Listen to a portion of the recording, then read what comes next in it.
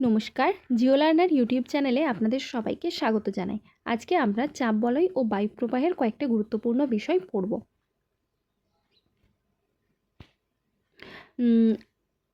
আগের দিন আমরা পড়েছিলাম বা আগের ভিডিওতে আমরা পড়েছিলাম যে নিরক্ষীয় নিম্নচাপ বলয় সৃষ্টি হয়েছে কেন, তার কারণগুলো। আজকে আমরা আলোচনা করব কর্কটীয় এবং মকরীয় উচ্চচাপ বলয় কেন সৃষ্টি হয়েছে, মানে কী কারণে সৃষ্টি হয়েছে। ঠিক আছে, তো তার আগে জানতে হবে যে কর্কটীয় এবং মকরীয় উচ্চচাপ বলয় কোথায় অবস্থিত। তো কর্কটীয় উচ্চচাপ বলয় অবস্থিত 25 ডিগ্রি থেকে 35 ডিগ্রি উত্তর অক্ষাংশে এবং মকরীয় উচ্চচাপ বলয় অবস্থিত 25 ডিগ্রি থেকে 35 ডিগ্রি দক্ষিণ অক্ষরেখাংশে। তো কর্কটক্রান্তি রেখা তোমরা জানো উত্তর গোলার্ধে অবস্থিত, তাই কর্কটীয় উচ্চচাপ বলয় কিন্তু উত্তর গোলার্ধে অবস্থিত, এবং মকরক্রান্তি রেখা দক্ষিণ গোলার্ধে অবস্থিত, তাই মকরীয় উচ্চচাপ বলয় কিন্তু দক্ষিণ গোলার্ধে অবস্থিত। ঠিক আছে, এরপরে বলি যে মকরীয় এবং কর্কটীয় উচ্চচাপ বলয় কেন সৃষ্টি হয়েছে। তোমরা আগের ভিডিওতে দেখেছিলে যে নিরক্ষীয় অঞ্চলে কি হয় না, সূর্যরশ্মি সারা বছরই লম্বভাবে পড়ে, এবং লম্বভাবে পড়ার কারণে বায়ু কি হয় না সারা বছরই উষ্ণ হয়, এবং উষ্ণ হয়ে বায়ু সবসময় কি হয় ওপরের দিকে উঠতে শুরু করে। সেই বায়ু কি হয় না কর্কটীয় এবং মকরীয় উচ্চচাপ বলয়ে যখন নামে তখন কিন্তু সেটা ঠান্ডা এবং ভারী হয়ে এই কর্কটীয় এবং মকরীয় উচ্চচাপ অঞ্চলের দিকে নেমে আসে। এর ফলে কি হয়, এই অঞ্চলে কিন্তু বায়ুর পরিমাণ বেড়ে যায়, ফলে এখানে কি হয় না উচ্চচাপের সৃষ্টি হয়। অর্থাৎ উচ্চচাপ অঞ্চলে কি বলেছিলাম, বায়ুর পরিমাণ বেশি থাকে। তাহলে দেখো এখানে কি হচ্ছে, নিরক্ষীয় অঞ্চল থেকে বায়ুটা কর্কটীয় এবং মকরীয় উচ্চচাপ বলয়ের দিকে নেমে আসছে, এবং যখন নেমে আসছে তখন ভারী শীতল বায়ু নেমে আসছে। ঠিক আছে, নেমে আসার ফলে কি হচ্ছে না বায়ুর পরিমাণটা বেড়ে যাচ্ছে, এর ফলে এখানে সৃষ্টি হচ্ছে কি উচ্চচাপ বলয়। এবং এখানে আরও একটা জিনিস বলে রাখি, এখানে দুই বিপরীতধর্মী বায়ু দুই ক্রান্তীয় অঞ্চলে মিলিত হওয়ার ফলে এখানে বায়ুর পরিমাণ কিন্তু বেড়ে যায়, ফলে কি হয় বায়ুর ঘনত্বও কিন্তু বেড়ে যায়। ঠিক আছে, এরপর এখানে একটা খুবই গুরুত্বপূর্ণ কোয়েশ্চেন যেটা 2 নম্বরের তোমাদের দিয়ে দেয়, ভেরি ভেরি ইম্পর্টেন্ট। ঠিক আছে, অশ্ব অক্ষাংশ। তো এই কর্কটক্রান্তি এবং কর্কটীয় উচ্চচাপ বলয় এবং মকরীয় উচ্চচাপ বলয় কি হয় না নিরক্ষীয় অঞ্চল থেকেও বায়ু ছুটে আসে, আবার দুই মেরু থেকেও কিন্তু বায়ু নেমে আসে।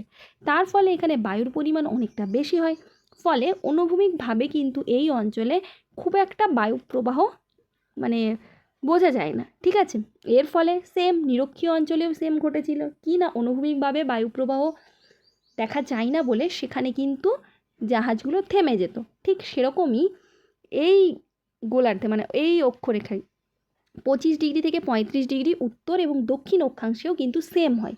কি হয় না বায়ু প্রবাহ দেখতে পাওয়া যায় না বলে কি হয় না জাহাজগুলো যেত না, মানে জাহাজগুলো থেমে যেত। এর ফলে কি হতো না আগেকার দিনে কর্কটীয় এবং মকরীয় শান্ত বলয়ের ওপর দিয়ে যখন পালতোলা জাহাজগুলো চলাচল করত তখন কিন্তু গতিহীন হয়ে পড়তো।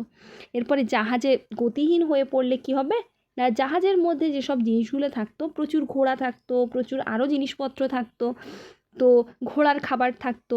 এরপরে যদি মানে জাহাজ যত ভারী হবে তত যেতে আরও বেশি সময় লাগতো।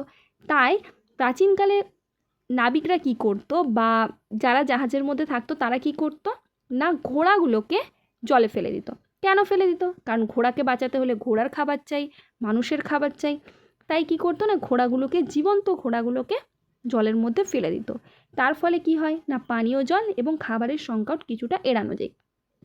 তাই এই যে অক্ষাংশ 25 ডিগ্রি থেকে 35 ডিগ্রি উত্তর এবং দক্ষিণ, এই অক্ষাংশকে বলা হতো অশ্ব অক্ষাংশ। ঠিক আছে, এটা খুবই গুরুত্বপূর্ণ একটা প্রশ্ন, ভালো করে বুঝে নাও। এরপরে আমরা যেটা পড়বো সেটা হলো মেরুবৃত্ত প্রাদেশীয় নিম্নচাপ বলয়। মেরুবৃত্ত প্রাদেশীয় নিম্নচাপ বলয় কোথায় অবস্থিত না 60 ডিগ্রি থেকে 70 ডিগ্রি অক্ষরেখার যে মাঝের অংশ সেখানে কিন্তু এই মেরুবৃত্ত প্রদেশীয় নিম্নচাপ বলয় দুটি অবস্থিত। এটা 60 ডিগ্রি থেকে 70 ডিগ্রি উত্তর গোলার্ধে রয়েছে সুমেরুবৃত্ত প্রাদেশীয়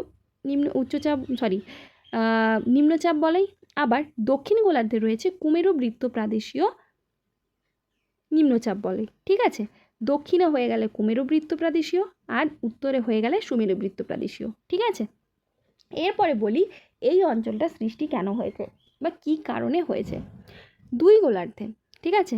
এই দুই গোলার্ধ দেখো মেরু অঞ্চলের কিছুটা পাশে অবস্থিত এবং তোমরা জানো যে সুমেরু এবং কুমেরুতে উষ্ণতা একদমই কম থাকে, তির্যকভাবে পড়ে, কিন্তু সুমেরু বৃত্ত প্রদেশীয় এবং কুমেরু বৃত্ত প্রদেশীয় অঞ্চলে উষ্ণতা দুই মেরুর থেকে একটু বেশি থাকে এবং বেশি থাকার ফলে কি হয়, বায়ু গরম হয়ে হালকা হয়ে ওপরে উঠে যায়, ফলে বায়ুর পরিমাণ কিন্তু অনেকটা কমে যায়, তার ফলে এখানে কিন্তু নিম্নচাপের সৃষ্টি হয়।